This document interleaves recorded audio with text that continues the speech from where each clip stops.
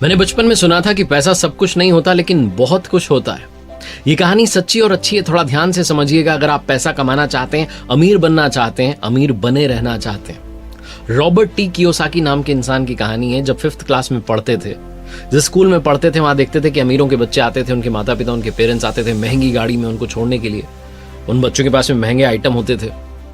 Robert के जो father थे वो एक टीचर थे, PhD होल्डर थे, अच्छी पढ़ाई की थी, लेकिन कम कमाते थे।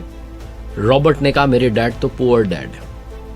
रॉबर्ट घर पर गए एक दिन स्कूल से परेशान होकर के, यही सोचते जा रहे थे कि मेरे पास में ये सब चीजें क्यों नहीं है, मेरे पापा कार से छोड़ने क्यों नहीं आते हैं। जाकर के पापा से कहा कि पापा अमीर कैसे बन सकते हैं। तो पापा ने कहा यूज योर हेड, अपना दिमाग चलाओ।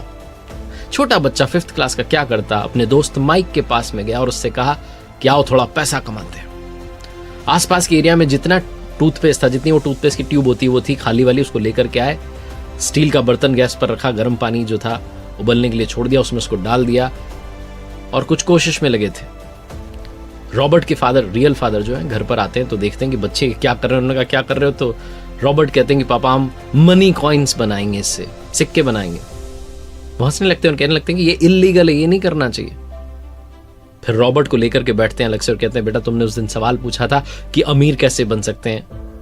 मैंने मेरी लाइफ में पैसे के बारे में सोचा ही नहीं, एक नौकरी के बारे में सोचा, नौकरी करता रहा। पैसा ज्यादा कैसे कमा सकते हैं तो ख्याल ही नहीं आया। तुम्हारा जो दोस्त है माइक, उसके फादर बिजनेसमैन है।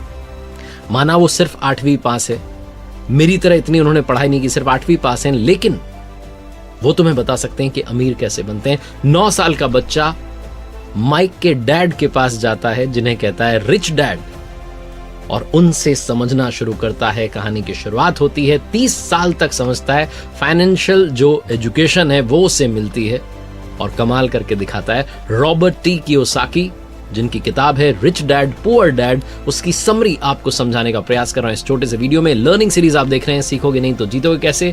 मेरा नाम है आरजे कार्तिक। इससे पहले कि क्या सीखना चाहिए rich dad poor dad book से, मैं आपको बताना चाहता हूं कि जो इसके ऑथर हैं रॉबर्ट टी कियोसाकी, उन्होंने इस बुक में ये भी बताने की कोशिश की कि मेरे जो फादर थे, यानी कि जिनको वो रिच डैड कह रहे हैं, यानी कि दोस्त के फादर, और पुअर डैड यानी कि उनके रियल फादर, उनकी सोच में कितना डिफरेंस था। बचपन में वो बोलते हैं कि मैं सोचा करता था, कंफ्यूजन था, क्योंकि मैं छोटा था, मैं समझ नहीं आता क्या करें।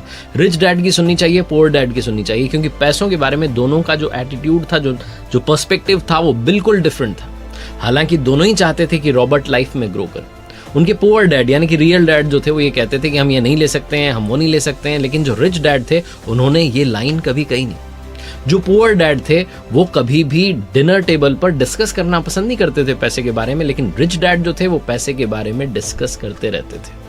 जो रिच डैड थे वो ये कहते थे कि तुम्हें अपने आप से पूछना चाहिए, मान लो तुम्हें कोई चीज पसंद आ गई तो तुम्हें अपने आप से पूछना चाहिए कि इस चीज को कैसे ले सकते हैं। कई बार हम ये सोचते हैं कि तो मेरे बस की बात नहीं है और दिमाग को वहीं पर स्टॉप कर देते हैं, दिमाग उस बारे में सोचना ही बंद कर देता है, फाइल क्लोज हो जाती है। लेकिन अगर आप रिच डैड की बात माने, उनकी बात को फॉलो करें, तो वो कहते हैं कि आपको अपनी ब्रेन को काम पर लगाना चाहिए कि इस चीज को कैसे खरीदा जा सकता है। जैसे ही आप दिमाग को ये कहते हैं, दिमाग अपना काम करना शुरू कर देता है, ब्रेन की एक्सरसाइज होना जो है वो शुरू हो जाती है। इसलिए आप हमेशा अपने दिमाग को एक्टिव रखना चाहिए। पुअर डैड का ये मानना था कि रिस्क नहीं लेनी चाहिए, और रिच डैड ये कहते हैं कि रिस्क को मैनेज करना आना चाहिए। एक टर्म है कैलकुलेटिव रिस्क, वो लेनी चाहिए।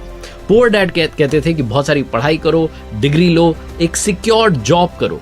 रिच डैड कहते थे कि पढ़ाई करो और पैसा कैसे काम करता है वो सीखो। पैसे के लिए काम मत करो, बल्कि उस पैसे को काम पर लगाना शुरू करो। तो 19 साल की उम्र में रॉबर्ट यानी कि इस बुक के जो ऑथर हैं वो डिसाइड कर लेते हैं कि रिच डैड की सुनेंगे, पैसों के बारे में सीखेंगे और लाइफ में ग्रो करते जाएंगे। अब क्या सीखने समझने वाली बात है, आइए उसके बारे में बात करते हैं।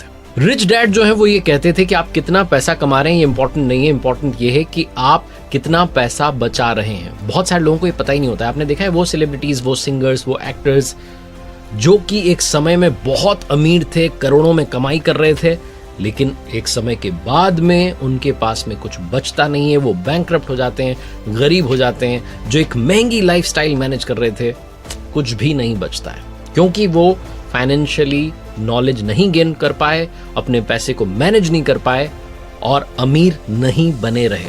Rich dad poor dad book जो है आपको यही सिखाती है कि अमीर बनना और अमीर बने रहना दोनों में बहुत सारा अंतर होता है।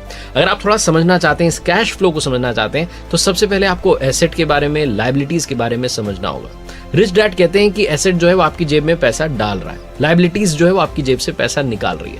अगर आप अमीर बनना चाह रहे हैं तो एसेट आपको खरीदनी होंगी। अगर आप मिडिल क्लास और लोअर क्लास लाइफ जीना चाह रहे हैं तो आपको लायबिलिटीज खरीदनी होंगी। कोई भी अमीर आदमी चाहे पढ़ा लिखा ना हो, जैसे कि रिच डैड जो है वो सिर्फ 8वीं पास है, लेकिन वो फाइनेंशियली लिटरेट होता है, फाइनेंशियली साउंड होता है, उससे सब कुछ मालूम होता है कि पैसा कैसे काम करता है, पैसे को कहाँ लगाना चाहिए और कितना मुझे बेनिफिट हो सकता है। हर आदमी की लाइफ में एक इनकम स्टेटमेंट, बैलेंस शीट और कैश फ्लो होता है। इनकम स्टेटमेंट को एक तो इनकम और एक्सपेंसेस में जो है उसको डिवाइड किया जाता है, जो बता रहा है कि कितना आ रहा है और कितना जा रहा है। बैलेंस शीट में भी 2 पार्ट होते हैं, एक एसेट होता है, दूसरा लायबिलिटीज होता है। तो आपके एसेट जो है आपके लिए पैसा बना रहे हैं, आपको पैसा कमा के दे रहे हैं, जैसे कि जमीन है, शेयर मार्केट है, या आपने बॉन्ड्स में पैसा लगाया, या आपकी इंटेलेक्चुअल प्रॉपर्टी है। लायबिलिटीज जो है इसका मतलब कि आप सिर्फ और सिर्फ लोन चुका रहे हैं। तो सबसे पहले समझते हैं गरीब आदमी का कैश फ्लो।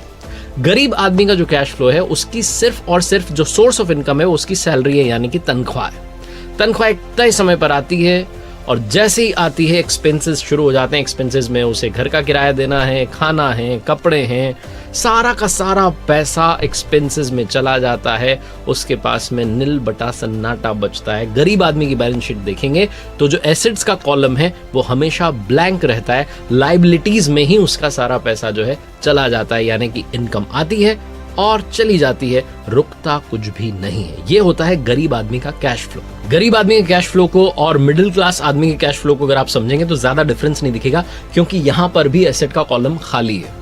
जो मिडिल क्लास लोग होते हैं उनका एक सेट पैटर्न होता है। शादी हो जाती है, उसके बाद में किसी नए शहर में जॉब की तलाश में चले जाते हैं, वहां एक किराए का घर लेते हैं। किराए का घर लेने के बाद में लगता है कि अब अपना घर बनाना चाहिए, अपने घर के लिए पैसा कमाना है, पैसा कमाना है, पैसा कमाना है।